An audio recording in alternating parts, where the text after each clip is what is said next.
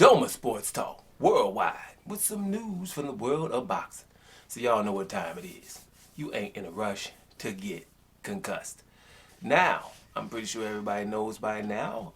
We had a pretty decent fight, and what can we call it? The lightweight, probably not at 140 pounds. Actually, lightweights meeting at 140 pounds because of they didn't have that much time to prepare, about 7 weeks, so they met at 140 pounds, and that'd be Ryan Garcia, still an undefeated fighter. I think 22-0 with 19 KOs before this fight versus Javier Fortuna. Javier Fortuna, I forget his record exactly, but I think about 30 wins and they got about three losses, something like that, a couple of draws. I don't know exactly his record right now. I didn't write it down.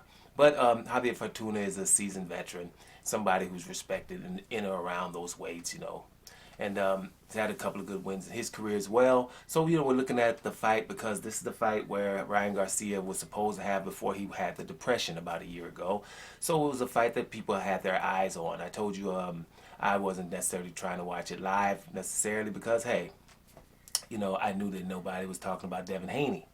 Right, and I just told you about, the point is Devin Haney has all the belts in that division, and if you're talking about anybody besides him, then I ain't trying to listen. That's just me. It's Devin Haney and the rest, and I think people are supposed to be trying to go and get an undisputed fighter in their division. We'll get to that, though. But let's say this first. Ryan Garcia stops my man, what was it, about round 6. Ryan Garcia dominated Javier Fortuna, and I'm not sure how Javier Fortuna has been dominated like this before. Yeah, he's 33 years old, but, some we call old at 33, and the other ones we don't. Mayweather beat Canelo at 37 years old, and, was he old? No, they started saying Canelo was too young at 23. So, we don't really know if we're going to call him old or not. But, he's over 30. And but I still don't think Javier Fortuna is somebody that's supposed to be dominated the way that Ryan Garcia dominated. I think Ryan Garcia looks spectacular. That's why I'm doing this video, because actually I wasn't going to cover this one here because whatever. You know what I'm saying? You're going to fight. If you would have said something after the fight, which you get to, which I would have liked, then maybe, but I knew what was going to happen. So, but he looked spectacular. Ryan Garcia's hand speed looked good. The straight right hands, he was fighting the southpaw. They must have trained on it and whatever, but it was real crisp and fast, right? Straight right hand, right? He don't got the straight right hand where he gets out of there afterwards, yes, but he still throws it and gets back. He doesn't hit it like Mayweather and get up out of there real quick. But it's definitely looked great. His jab was decent to good. His left hook was ridiculously awesome. Body shot left hook, right? He's got a couple of highlight reel knockouts with the left hook to the body, and he did that in this fight. He dropped Javier Fortuna, if I'm not mistaken, about 3 times in this fight. I watched it a few hours ago, right? I think his ring generalship was good. His composure was good, right? He looked real good. Ryan Garcia. He looked so good here that I thought he was going to be talking more smack after the fight because he looked real good. His power was there because you dropped the guy 3 times and with different shots, a body shot, a left, right, boom, and the left hook stopped him on the temple. I mean, just Ryan Garcia looked real good, and it's good. It's really good for boxing. People like me who are not really into Ryan Garcia because he's about to get into that whatever group with Tyson Fury, Adrian Bruner, and Amir Khan because he does so much on social media and talking. But this is a talented fighter, right? It's a talented fighter, which all of them are, though, actually. Adrian Bruner, Amir Khan, and Tyson Fury, they're all talented fighters, but they do a lot of talking without fighting, right? In between. It seems like they're attention seekers or whatever. But the man can really fight. Now, I've heard him going to say he's the next superstar in boxing. It's quite possible because when you're talking superstars, it's what they mean by that is we're going to make him the superstar. And to do so, we have to make sure he doesn't fight, certain fighters. Now, this is what I saw, right, through my lens. I saw Devin Haney, the undisputed champion, also at the fight, right? Devin Haney, snubbed again. You know what I'm saying? After the fight, Ryan Garcia starts talking about Gervonta Tank Davis. Gervonta Tank Davis ain't no title holder, right? I could understand if Devin Haney still only had 1 belt over there. But after winning a fight in the division, lightweight division maybe, you want to go and get Devin Haney. Now they're saying, well, I'm thinking about staying at 140. That's cool if you want to stay at 140, but you know, some people might want to go and get that legacy before leaving. All you gotta do is fight one person, you can get all the belts and be undisputed and then leave. Because that's what Devin Haney, let's make sure this is clear for everybody. Gervonta Davis ain't trying to go to 140. He probably would to fight when he fought Barrios, but he didn't go up there to fight Josh Taylor and Ragers Progrades, which means he's just checking the waters and getting back down. You know, sort of like Canelo wanting to go up and fight Kovalev, but he wasn't going to fight Beterbiev or Ramirez.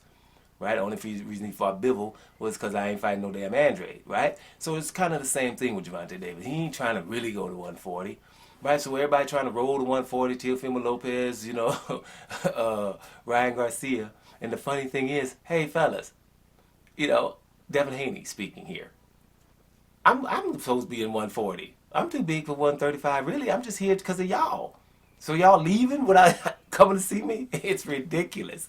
Man, just go get the damn one belt. So after the fight, he's talking about Gervonta Davis, Ryan Garcia is, and now I'm hearing he's talking about Teofimo Lopez, which both are great fights, you know, good fights. But nobody wants the undisputed dude. The dude's over there with the best, you know, all the best stuff in the world, and nobody wants none of his good products. He got, you know, WBA product, the product over for the WBC. You know, he's cornered the market. He got the IBF, the WBO, that crap nobody wants. You know, remember everybody used to want the franchise title, was trying to ask for it? He's got it now. Nobody wants it no more, do they? Right? Where's the Teofimo Lopez and the Combosas and stuff that wants that? You know, people wanted that, right? That's all of it's gone. So and the dude is at your fight. So Devin Haney comes to fight just in case somebody might say something froggy. And he just has to go home with nobody saying his name. Well, like I said in the video yesterday, he's a legend. It's ridiculous. This is legendary. Again, this is proof. There's no way that a guy looks this spectacular by beating somebody like Javier Fortuna and doesn't say, you know something, before I go to 140, I got one more fight at 135 to get undisputed, and then I'm rolling. No, I'm rolling without undisputed. Because I'm not talking about undisputed where I got to go get 2 or 3 fights. For one fight, the same thing Canelo did. I'd rather fight Kovalev than one fight fighting Demetrius Andrade. Just one, and you're undisputed at middleweight. Just one fight Ryan Garcia has to have, and he's undisputed at lightweight. Glamour divisions, not the divisions in between 140s, 154s, 168s, and stuff. No, the glamour ones that have been there forever. So that's the only thing I got, you know, other than that. But I'm just going to say, though, you know, I just want to make sure it's clear, though. Ryan Garcia looks good. And it makes me, you know, it's funny about Ryan Garcia and people like Canelo Alvarez, too. You know, the guys that they are not trying to fight, like, Ryan Garcia has a chance against Devin Haney or anybody. So I don't really get it. Canelo has a chance against Demetrius Andrade. I think Demetrius Andrade is 60-40.